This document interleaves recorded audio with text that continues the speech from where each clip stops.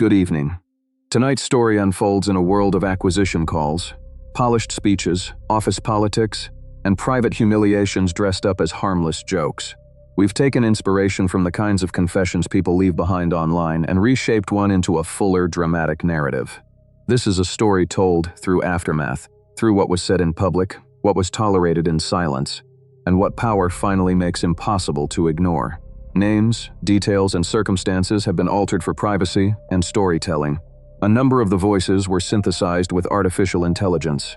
Though I assure you the pettiness, opportunism, and moral cowardice remain entirely human.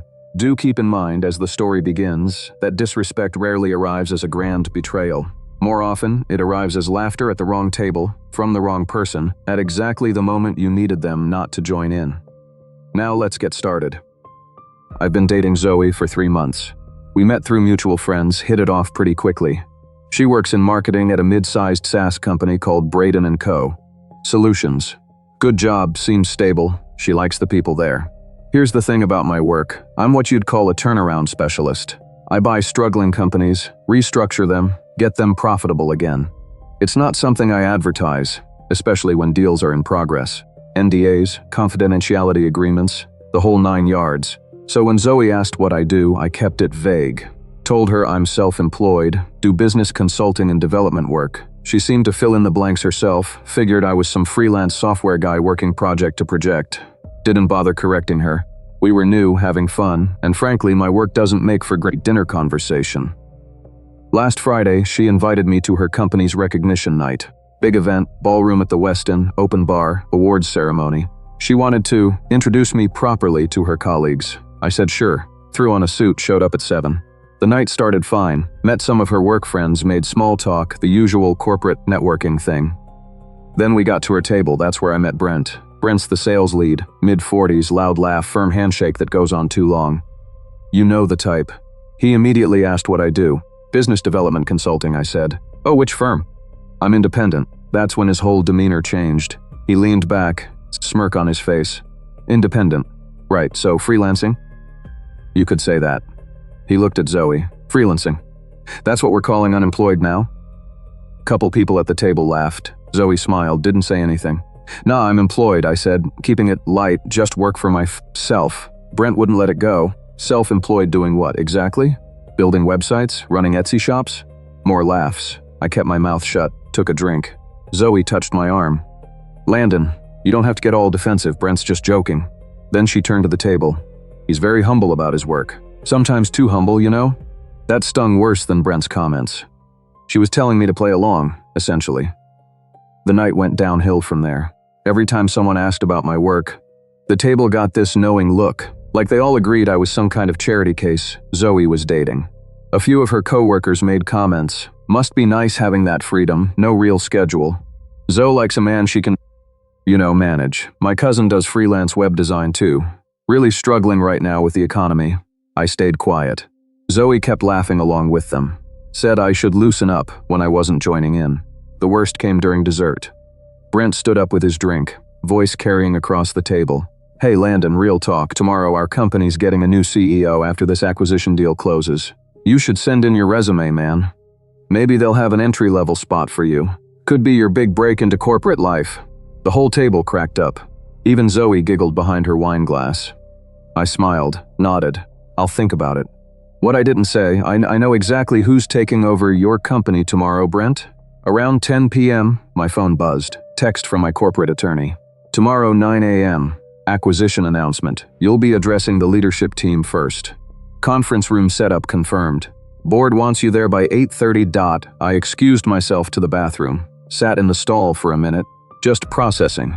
3 months I've been working this deal. 3 months of due diligence, negotiations, restructuring plans. The purchase of Braden & Co. Solutions closes at midnight tonight. Come Monday morning, I'm walking into that building as the new owner. And Zoe has no idea. I went back to the table. Stayed another hour. Let them make their jokes. Brent was on a roll, asking if I needed help updating my LinkedIn, if I knew how to use Excel, whether I'd ever worked in an actual office environment. Zoe squeezed my hand under the table, but said nothing to stop it. Drove her home around midnight. She was tipsy, happy. Thanks for being such a good sport tonight. Brent can be a lot, but he means well. It's just office banter, you know? I just nodded, kissed her goodnight at her door, got home, checked my email. Acquisition finalized at 11:47 p.m. Braden & Co. Solutions is now owned by Pierce Holdings, my company. It's 3 a.m. now. Can't sleep. Have to be at their office in 5.5 hours to address the leadership team. Zoe's going to be in that room. So is Brent. I'm not vindictive. I bought this company because it's a solid turnaround opportunity with good bones but poor management. The culture issues are documented in the due diligence reports. High turnover, complaints about hostile work environment, sales numbers that don't add up. But I'd be lying if I said I wasn't looking forward to tomorrow morning. The announcement happened. It went exactly how you'd expect. Got to the office at 8:25 a.m. Monday. Met with the board first, quick alignment on messaging. At 9 sharp, we called the all-hands leadership meeting. The interim CEO, decent guy named Jamie who knew this was coming, started the announcement. As you all know, Braden & Co. has been acquired. I want to introduce you to the new ownership. Please welcome Landon Pierce, founder and CEO of Pierce Holdings. I walked into the conference room. You should have seen their faces. Brent literally froze mid-sip of his coffee. Just held the cup there, mouth open. Zoe went pale, completely white. Mouthed what? At me from across the room. The department heads looked confused. They didn't know me from Friday night. But the handful of people who were at that table, they knew exactly what was happening. I kept it professional. Gave my standard acquisition speech. Talked about the restructuring plan, timeline for changes, my vision for the company's growth. Mentioned that I'm committed to building a culture where people are valued for their skills and character, not judged by superficial measures or job titles. Could feel Zoe staring at me the entire time. Wrapped up after about 20 minutes. Open for questions. Brent's hand shot up. Yes, Brent, I said. I'm sorry. When did this deal start? 4 months ago, closed Friday at midnight. I watched him do the math. Watched him realize I'd been sitting at his table, listening to him mock me while I was literally days away from owning his company. Any other questions? Silence. Great. Department heads, I'll be scheduling one-on-ones this week. HR will send out the calendar. Meeting adjourned, I walked out. Zoe caught me in the hallway 30 seconds later. Landon, what the hell? Can't talk right now. Have a meeting with the CFO. You bought my company. I bought a company. Didn't know it was yours until we'd been dating a while. And you didn't think to mention this? I stopped walking, turned to face her. When should I have mentioned it? When we were getting drinks and you told your friends I was between jobs? Or maybe Friday night, when your whole table was laughing about how I should apply for entry-level positions. She had the decency to look embarrassed. That was just... They were joking. Brent jokes with everyone. Right. Jokes. I started walking again. I've got back-to-back meetings all week. We can talk later. Don't do this. Don't let Friday night. This isn't about Friday night. I looked at her. This is about the fact that you sat there and let it happen. Told me to be humble. To take the joke, left her standing there. Spent the next 3 days in meetings. The CFO walked me through the books. They're worse than the preliminary audit showed. Found irregularities in the sales reports, big ones, all pointing back to Brent's team. Also found something interesting. Zoe's department is performing well below benchmark. The marketing team had been flagged for restructuring before I even made the initial offer. Not because of her specifically, but the whole group has culture and productivity issues. Wednesday evening, Zoe texted, asked if we could talk. I told her I was busy with the transition, which wasn't a lie. She asked if we were still together. I said I needed time to think. Thursday morning, I requested HR pull Zoe's file. Standard procedure, I review all department heads and senior staff during acquisitions. What I found caught me off guard. She'd applied to Pierce Holdings 18 months ago for a senior marketing position. Her resume made it to the final rounds, but HR flagged her as not a cultural fit based on reference checks. Some concerns about integrity and accountability. I never saw her application. That's HR's domain. But someone at my company had already evaluated her character and found it lacking. Friday, I scheduled one-on-ones with the marketing team. Zoe was my last meeting of the day. She came in nervous, tried to make small talk. I kept it professional, asked about her projects, her team dynamics, her thoughts on department performance. Then I asked about Friday night. What do you want me to say? She looked frustrated. I'm sorry. I already apologized. I don't need an apology, I said. I need to understand something. You knew those comments bothered me. You could see it. But you told me to take the joke, to be humble. Why? She shifted in her chair. It's just, that's how it works here. The culture. Brent's been here 8 years, he's got clout. You can't push back on guys like him without making things much harder for yourself. So you chose the easier path.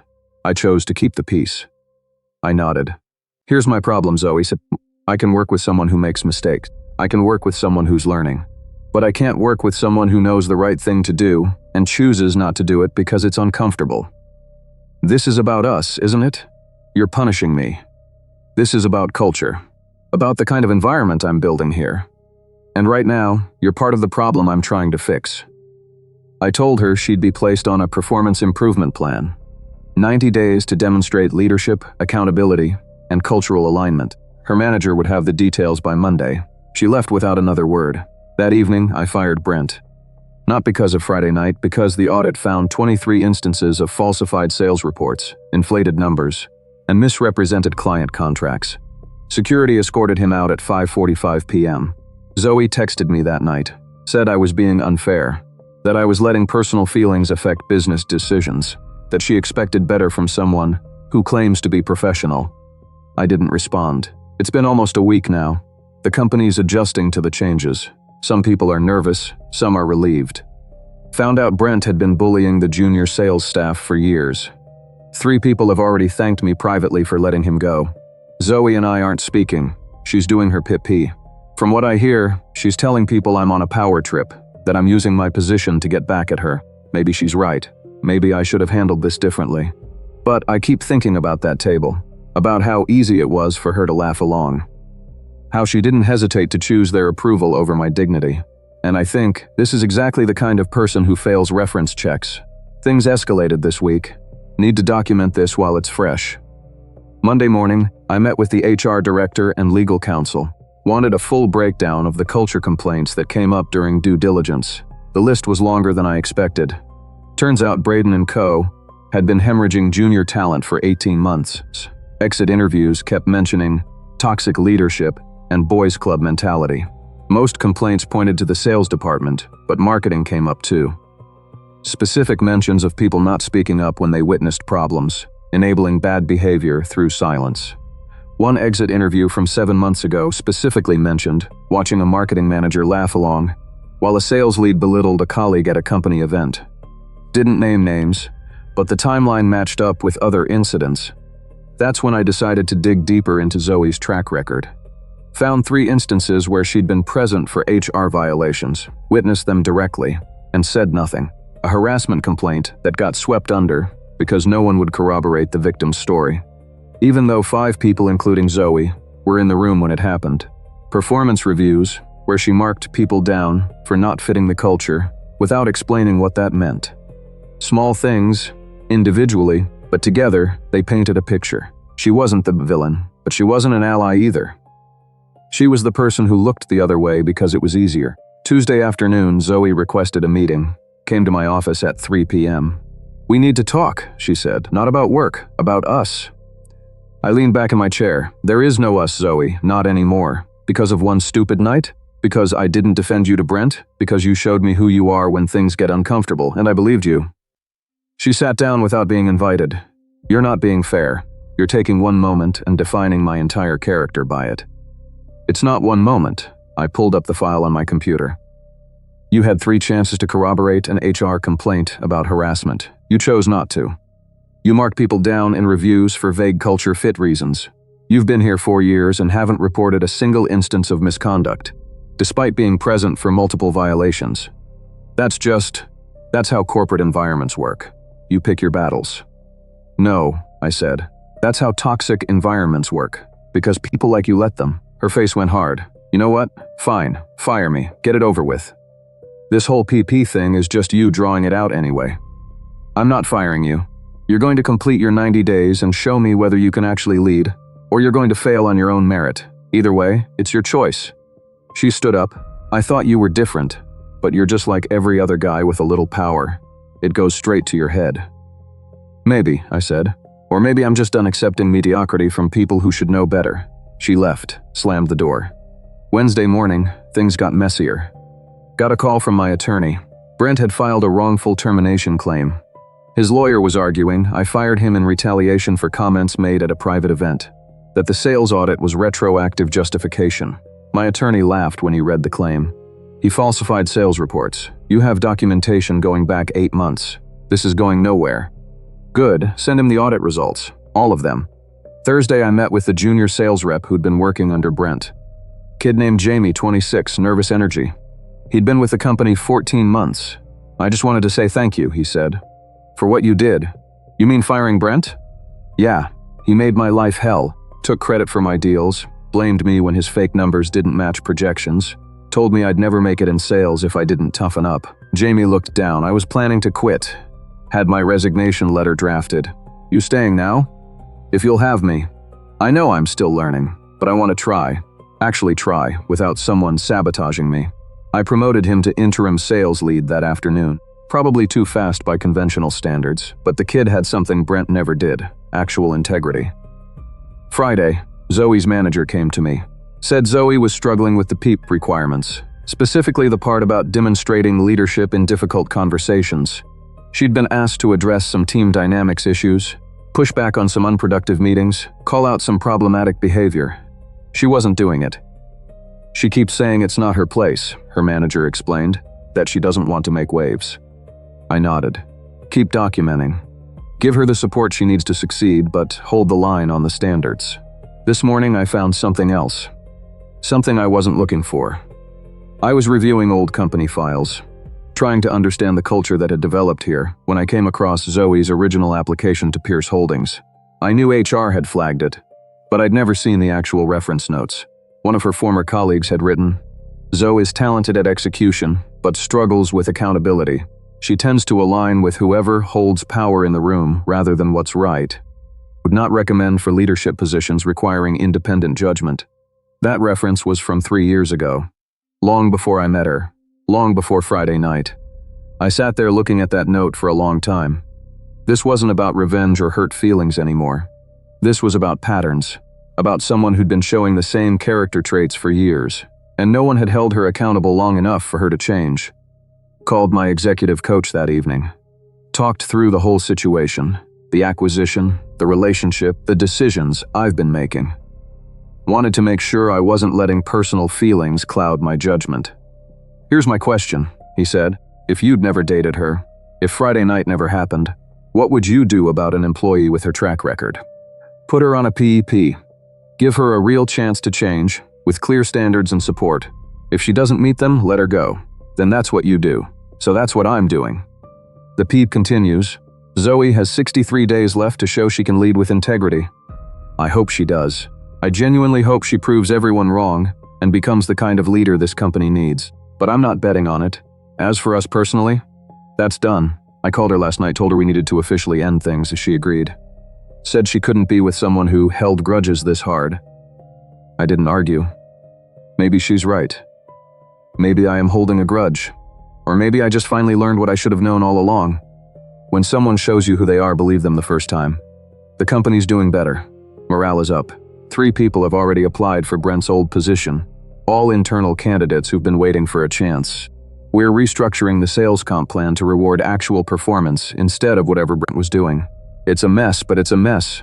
Moving in the right direction. One day at a time. Final update. First, the business stuff. Zoe's 90-day PIP ended yesterday. She didn't make it. Her manager documented multiple instances where she failed to demonstrate leadership or accountability, missed deadlines, avoided difficult conversations, kept trying to work around the requirements instead of meeting them. HR gave her 2 weeks' notice this morning. She'll be gone by the end of the month. Found out she's been telling people I fired her out of spite. That the whole PIP was a sham to get revenge for dumping me. Her friends at the company, the ones left from the old culture, are eating it up. There's a whole narrative now about the scorned ex-boyfriend CEO abusing his power. I let it go. Anyone who believes that version either doesn't know the facts or doesn't want to. Not worth my energy. But here's where things got interesting. This afternoon around 4 p.m. there was a knock on my office door. Jamie, the kid I promoted to sales lead, standing there looking nervous. Sir, you got a minute? Sure. What's up? He came in, closed the door behind him, pulled an envelope from his jacket. I need to show you something. I've been going back and forth on whether to bring this up, but after what I heard about Zoe leaving, I think you should see it. He handed me the envelope. Inside was a printed photograph. Not professional quality, looked like someone had taken it on a phone and printed it out. But the image was clear enough. It was from that Friday night at the gala. The photograph showed our table. Brent in the middle, mid-laugh, arm extended, pointing at me. Zoe next to him, wine glass up, smiling. Me on the other side, face neutral, hands folded on the table. You could see the whole dynamic right there, the mockery, the complicity, the quiet dignity. Where'd you get this? One of the catering staff that night, Jamie said. Guy named David. He's worked a bunch of our company events. He saw what was happening at your table and it bothered him. He took the picture because… Jamie paused. Because he'd seen Brent pull that same act before. Thought someone should have documentation. Documentation of what? Hostile work environment. That's what David called it. He said he'd served at 3 company events over the past 2 years and Brent always acted like this. Always picked someone to target, always got the table to pile on. David kept photos because he thought someday someone might need proof. I looked at the picture again, studied Zoe's face, the easy smile, the casual participation in someone else's humiliation. David heard you were the new owner, Jamie continued. He wanted you to have this. Said you handled things with class and that people with power don't usually choose decency when they could choose payback. I didn't know what to say to that. Jamie shifted his weight. Look, I know Zoe's leaving. I know people are saying stuff. But I was at that table too. Junior guy, kept my mouth shut, didn't want to make waves. I watched the whole thing, and what they're saying about you now, it's not true. You gave her the same chance you gave everyone else. She just didn't take it.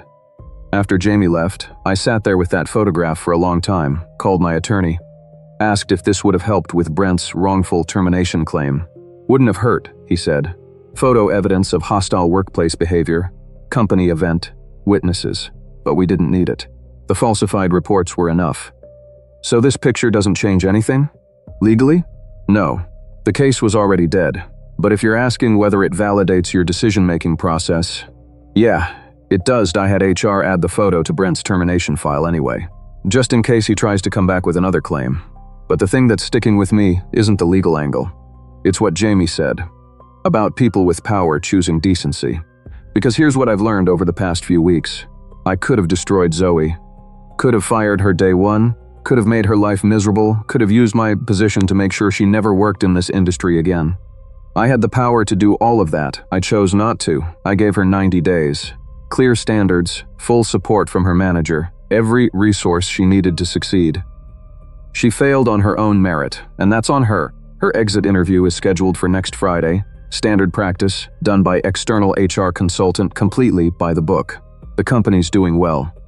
Revenue's up 12% from when I took over. Sales pipeline is healthy now that the numbers are real. We've hired 6 new people, all culture fits, all excited to be here. The junior employees who were getting bullied under Brent are thriving. Culture takes time to change, but we're moving the right direction. As for the personal stuff, I'm good. Really. Went on a date last week, actually. Woman I met at a business conference owns a small consulting firm. We got coffee, talked for 3 hours, hit it off. Seeing her again Saturday. She asked what I do for work. I told her the truth from the start. I buy companies and fix them.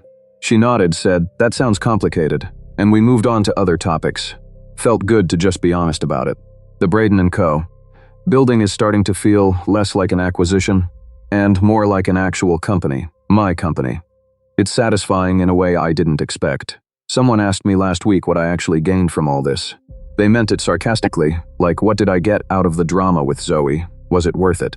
But I've been thinking about that question seriously. I gained clarity about what I'm willing to tolerate, about what matters to me in a partner, about the kind of leader I want to be.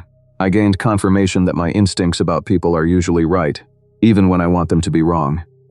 David the caterer said people with power don't usually choose decency. Maybe that's true, but sitting here now, looking at this photograph of the worst moment of this whole situation, I'm glad I did. Because at the end of the day, that's the only thing you really own. How you treat people when you have the power not to. Zoe leaves in 2 weeks. I'll be professional, fair, and completely disengaged. She'll get her severance, her references will be honest but not vindictive, and she'll move on to whatever's next, and I'll keep building something better here. That's the update. Thanks for following along, Reddit. Time to close the laptop and get back to actual work.